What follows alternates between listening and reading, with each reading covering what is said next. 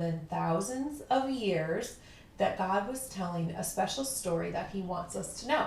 So let's get started. The Big Picture Story Bible. It's going to start in the Old Testament. All right. Our story today is called The Very Good Beginning.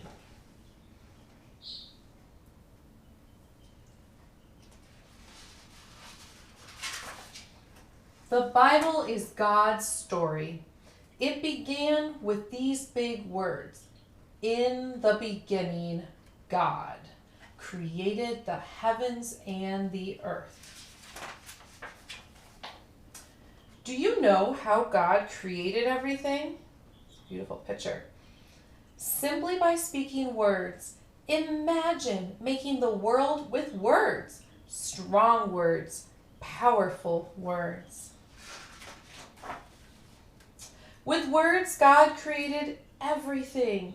He made the stars, the sun, and the moon. He made the animals, the fish, the trees, the flowers too. Everything. Then, after all these things, God created people.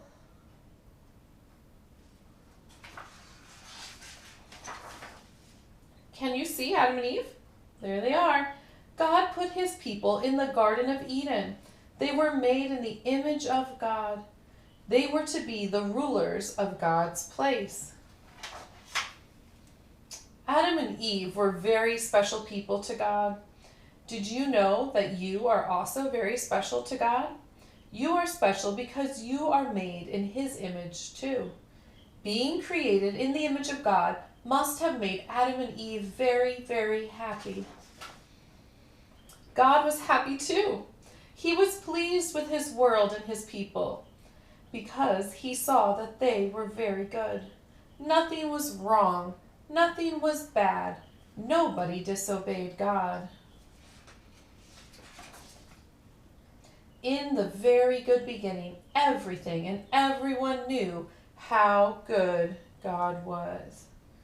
There they are, worshiping God.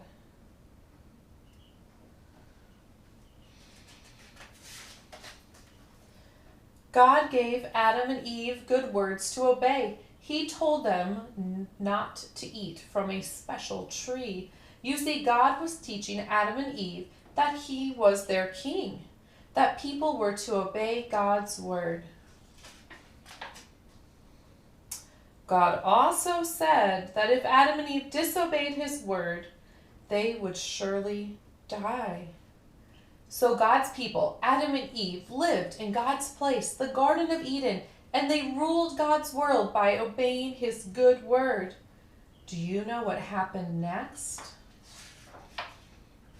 Our next story is titled A Very Bad Day. The beginning of the story that God wrote, that he's going to show us who he is, starts with a garden.